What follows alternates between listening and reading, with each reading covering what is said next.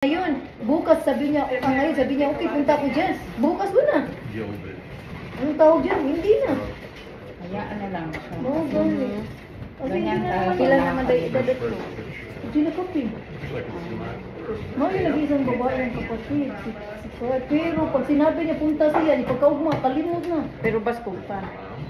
Oo, mapalong siya. Nag-isa naman siya sa bahay sa Manila eh. Kasi yung mga anak niya, may iba-ibang buwangan.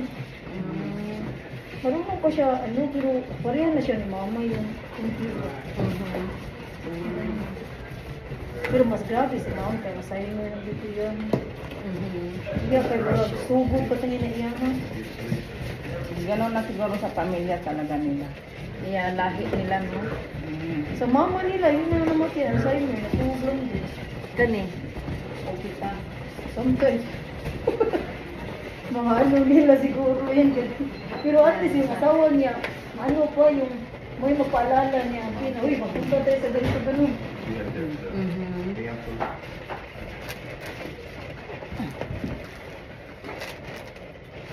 Sayang, hindi ako makapunta kay Josephine Party. Understood naintindihan naman yan. Understood. Ma-understood naman nila. Maintindihan na nila. Kasi naka-promise kasi ako pumunta dun. O kahit naka-promise ka, pero understand.